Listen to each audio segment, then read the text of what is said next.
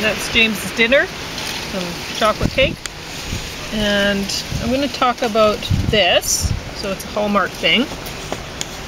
Murder She Baked collection. Season 2 of Night Gallery, the second half of it. And Nightmare Cinema. And a little bit about Magnum P.I, just season 2 of that. So, as you can hear, it is really blowing out here today. So I hope this will work out okay. If you hear any creaking, you head inside. Yep. But I don't think it can hit us here. Maybe I just didn't want to take a chance. Anyway, so it here's... looks like James has some books. Yeah, I've probably mentioned it before. Finished them a while ago. Ayn Rand, The Virtue of Selfishness. And Dostoevsky, Kierkegaard, Nietzsche, and Kafka. Bunch of existentialists. And if you haven't got enough of Sorehead, Soren Kierkegaard, this is called The Present Age. Alright, so I'm going to just launch into this because I just finished eating lunch while I was, finishing up watching that potato. Well, I didn't know that. I wouldn't have made you food. Sorry. Because that's all warm now and stuff. Yeah, I'll eat some of it. Okay, well anyway, Murder She Baked collection. This one, it's a Hallmark. And it has 3 mysteries on it. A chocolate chip cookie mystery, a plum pudding mystery, and the other one was a peach cobbler mystery or something like that, I think. And what do they think up next? Well, my theory was, I don't think he disagreed strongly with it, was if you wanted to make a movie a classic, it helped to have food in it. Yeah, I know, but they didn't do that right in here. Like, I guess for a mystery, they were doing murder mysteries, and it's like, okay, well, you don't want food that relates, like that makes you think about the murders and all, right, or whatever. A peach cobbler doesn't make me think of blood. No, exactly. So, so I guess the whole treats idea, having bakery, well, nobody's going to think about it, but although they were constantly putting it in the viewer's faces, so you're watching it and you're like, yeah, I wish I had cookies or whatever. Oh, is that true? Right, but honestly, aside from that, it's kind of weird. This is not for people who want to be on a diet, but aside from that, there's no artistry involved with the adding of the food to this, so I don't think it would really help them with, you know, I don't know, reviewers giving them better, you know, because... no, sorry. No, because you have to have like somehow the really artful camera angles and something to do which pulls you, like the food pulls you into the story more or whatever, right? And you don't have that with this, really. I can't see food pulling into a murder mystery. No. I saw a corpse the other day, and about the last thing it wasn't a murder. Well, it was a motorcycle when accident. you leave, when you're... Well, I don't know if the person left. Okay. Just the way I walked by one of the witnesses being interviewed, and she said she didn't say it was that black SUV over there. It was a black SUV. So that sounds like it gets run. It sounds like, but I don't want to. No, we should go read the news and find out. You're right. Okay. So, anyway, this, as you can see, this got top of the stack today. Even though this is a Hallmark thing, it was entertaining, whatever. I'm not saying the acting was great or anything. You watch Hallmark and you're not really expecting to see a top of the stack show, really. But yeah, I know it, and I don't know if I've ever watched one, but I've heard the occasional bits of the occasional movies in the background, and they're hilarious. Well, generally, I don't know. I mean, I guess that might have I might have some sort of a Hallmark bias or something, and so I'm like, okay, well, for Hallmark, this is top of the stack, right? I don't know. I've watched a lot of them now, and I mean, there were some parts when, with the acting, I was like, nope, that's inexcusable. You know, like with a woman biting, I don't know what it was, some sort of a treat she was having, and I don't know if she'd had many takes or if she just really didn't like that treat, or I don't know what, but she was like, oh, this is delicious or something, and it didn't sound believable at all, and it didn't look believable. She didn't appear to be smiling or anything, and you know, so, and then the other woman's like, yeah, well, I remembered that's your favorite, and it's like, wow, is that ever not her favorite? Yeah. Like, oh man, that's too bad.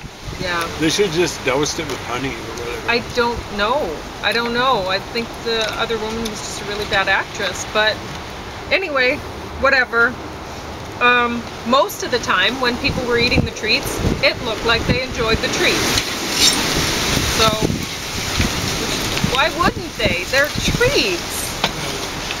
How come they picked this guy to star? He looks like a big Goomba of a guy. Yeah, well... He is, okay. No, he's... Not I don't know. At this point in the story, you don't know whether she's going to end up with this guy or the other guy. Okay, so there's two guys that are interested in her, and who wouldn't be? Well, she can make wonderful treats. She can make wonderful treats, and they dressed her pretty well because they dressed her in blue, and you can see their eyes are blue. Sometimes you can't tell. And they did cast a good woman for that role because she doesn't look too thin. Like if they cast somebody that was like skeletal thin for to be a baker baking treats, you'd be like, she wasn't testing her wares. Yeah, exactly. She's not really the baker. You actually got to taste the stuff somewhere along the line. So, anyway, so I think they did a good job with casting her and whatever. Got top of the stack for me. I don't know. Season 2 of Night Gallery. This is Oh, I remember him. Yeah, is that Rod Serling or something? Of course, like that? Yes. Well, I don't know what his name is, but I wouldn't know.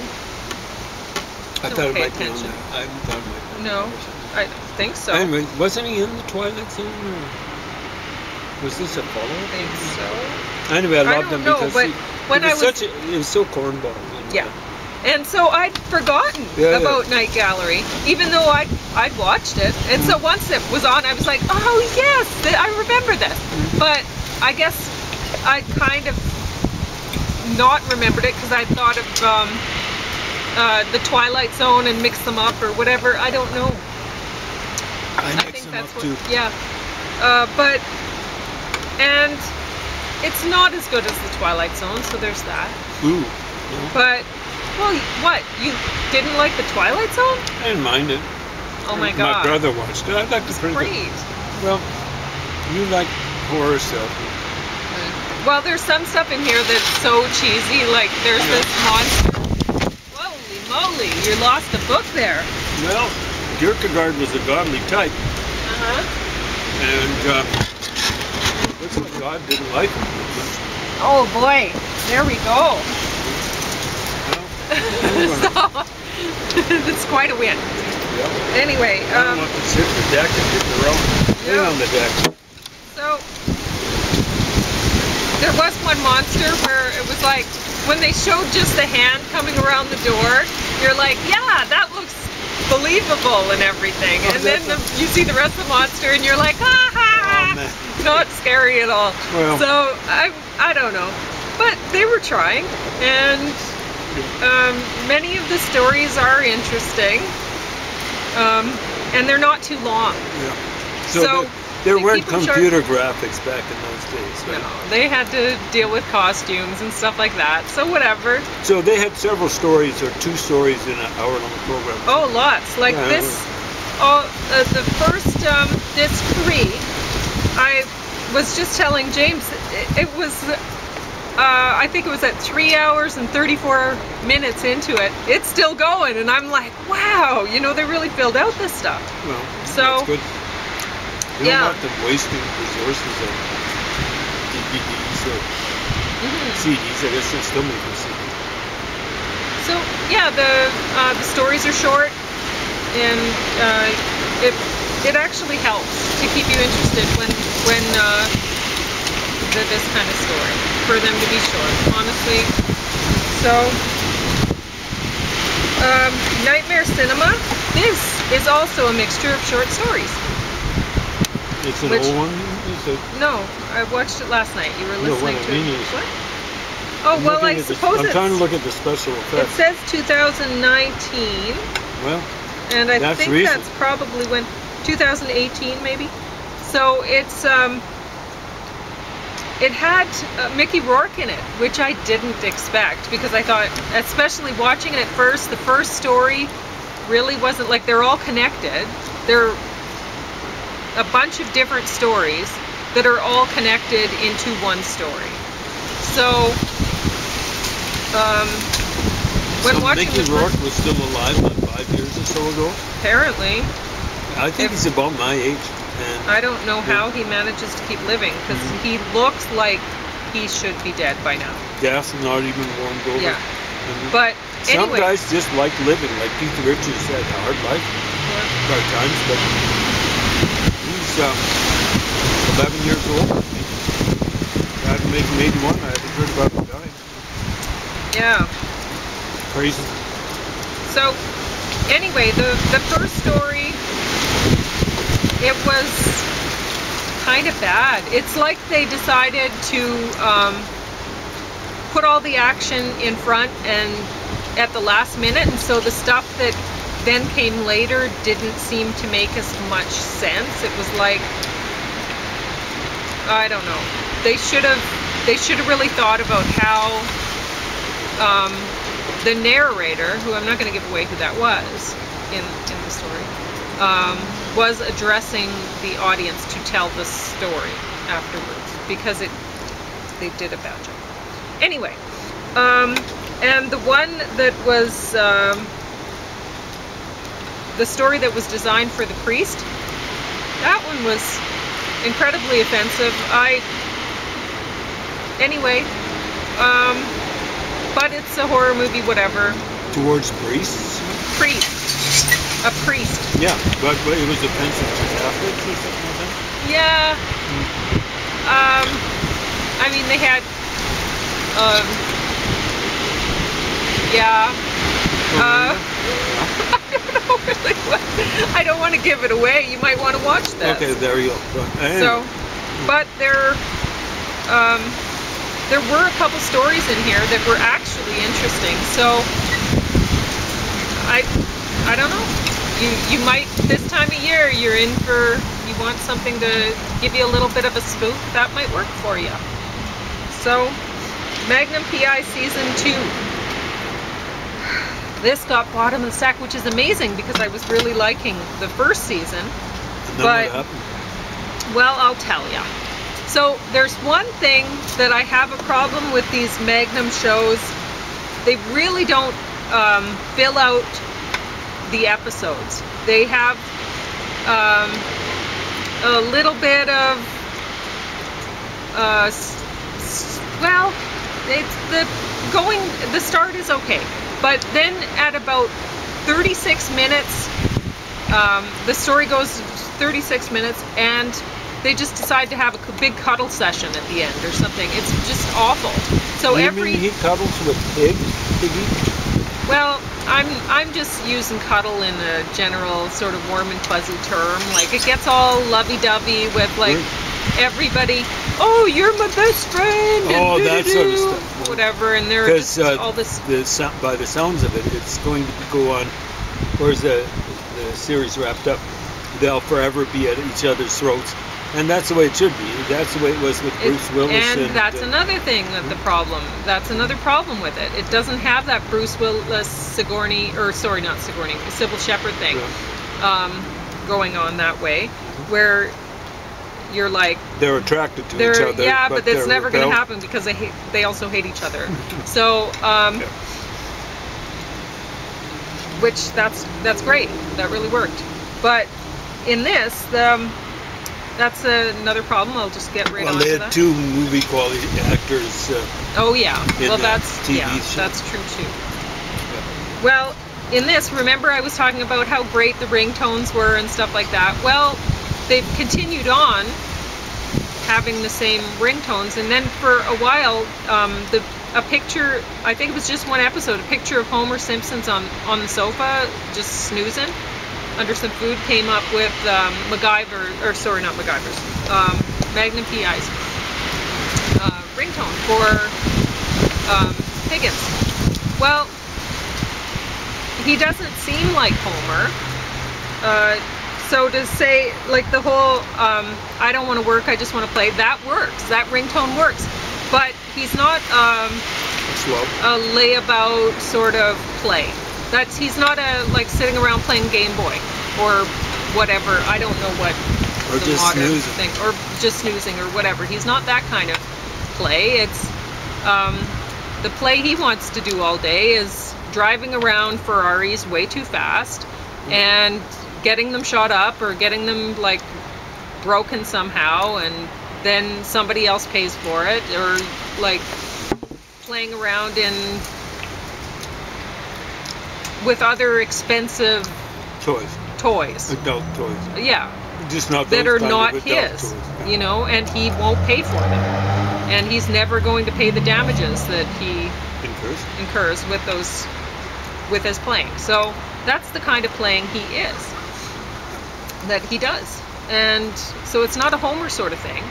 So that didn't work, seeing Homer. And then they decided, oh, well, it seems like, anyway, they changed the picture from Homer to just a couch potato, because I'm guessing they didn't want to have to pay for the use of Homer Simpson's image, right? The Fox. Yeah, or whatever. Whoever controls that. So,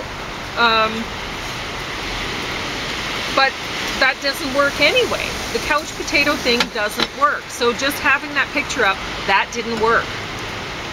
And I mean, you could have a picture of that, what is his name? Is it Branston? What's his name? Russell Brand? No. The guy that's a big millionaire that like was flying Branson. people. Yes. The guy who formed Virgin Records? Yes. And now everything is Virgin, taking over the whole world. Yes. You could have a picture of him, but then he's Richard actually Branson. paying for his stuff, so I don't know if that would work either. You know? I'm amazed he's made it as far You'd have to find somebody else who, like,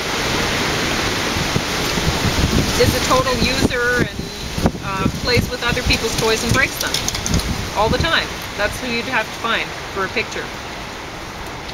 Yeah, No, lots of guys out there like that. And there wasn't enough attention to detail with things.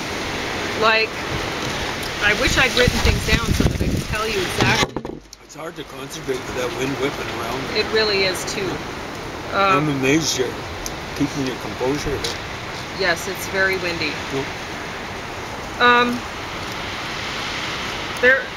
There wasn't enough attention to detail with things like things that you'd go, oh, that doesn't make any sense at all, you know, with the dialogue between people or whatever. And then things like, there was one instance where there was a dirt bike in the back of a pickup truck, and the tailgate was down, and so he's going to drive this thing, which isn't his, out. Yeah, Magnum is going to drive it out to the box into traffic and take off with it, right? And it has the helmet is right there on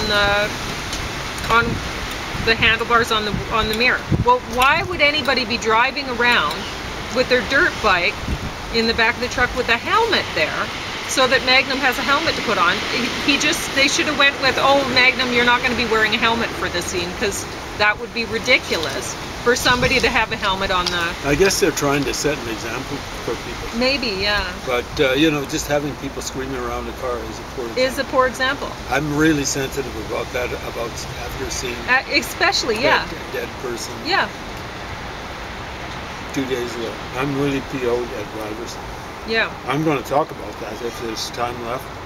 If there's not time left today, I'm going to talk about it tomorrow. Yeah, and another thing about this, speaking of criminals, is season 2 especially. They're always trying to say, oh yeah, the guy was a robber, but he was a robber with a heart, or whatever. And it's like, no. If he was a robber and he was holding a gun to somebody, he's a really bad person. He's a really, really bad. A really, really bad person. So all of this, oh yeah, let's all get lovey with criminals and think, oh yeah, they're good people too. No, they're criminals. They're bad people. Yeah. So oftentimes that's an excuse, like poverty. Oh, they've got to rob. No. You know, the people in our society take care of people who tend to be women. And women tend, you know, they might do some theft. We just don't think of them as doing robbery. People do robbery because they like doing it. Not because they have to. They want something and they go, okay, what's the way of taking this something that conforms to my image of myself? The image I want to project. The image I want to project, their thinking is I'm studly and dangerous and all this sort of stuff. Or people who do thefts,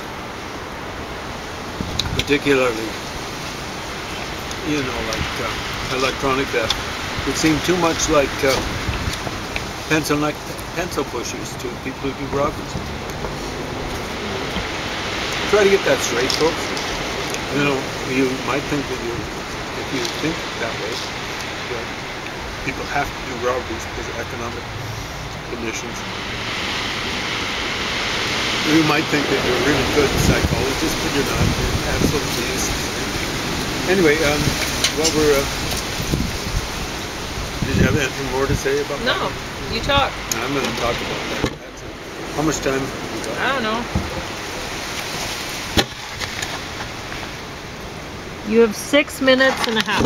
6.5 minutes. So you actually saw the fire truck going down? I saw the fire truck, yeah. And then there were a bunch of vehicles behind it, you know, that I guess maybe they've been blocked or something, and then they were all following behind it. Well, what they were trying to do is seal off the intersection. Yeah. One block this way, and one block that way. Mm-hmm. And then I saw it come around, it turned over, like going that way up the alley. Well, it would have gone that way and then turned at least slightly left. So they basically had it blocked, as I recall, from a little bit this side of 13th all the way down to 11. Mm-hmm. Was it 11? 12. So, yeah, it sounded bad, you know, and well, I didn't even hear it. I was heading outdoors. I'd heard it when I was getting my shoes on. The first fire vehicle, I knew something was serious because they were a long button. That means they're going through the other side. I guess I'm just so used to hearing it that I don't even hear it anymore. But when I saw that, like I was just looking out the dining room window and I'm like, there it goes. And so I was walking down the alley here, looked up the alley, and I saw it going, and I was going, why is it in the alley? That's when I started to worry. And I was heading down to the vehicle on 4th Ave. And I'm going, it's in the neighborhood. And of course I thought it was a fire. And there was no way I was going to leave here. If there was a fire, I can't remember, I don't think it was windy or anything like that, but fires have ways of jumping, you know, from one thing to another. Well, an example is what happened in Jasper. Yeah. Remember how you saw some houses were affected somewhere? Yeah, it was incredible. So that would have been sparks leaping from the fire. Yeah. And stuff like that. So I said, man, I figured that they were going up on the 3rd there. I went up there, and I could see it looked like people were coming out of a movie, heading this way. Well, what's going on? Have they cleared that restaurant there that was a block east of it? I thought it was on fire. There were that many people heading this way, both sides of the avenue. Oh, wow. Now, I don't know how they ended up there. I think they've been at the restaurant or something like that. Wow, what's happening up here, you know? Yeah. And maybe some other places. Why they'd be going right away, I don't know. They might have driven here, you know. I heard stuff on the police scanners or whatever. I don't know. There were a lot of police there, let me tell you. Anyway, 2 fire trucks, 2 ambulances, more police vehicles than I've got fingers at least on the one hand.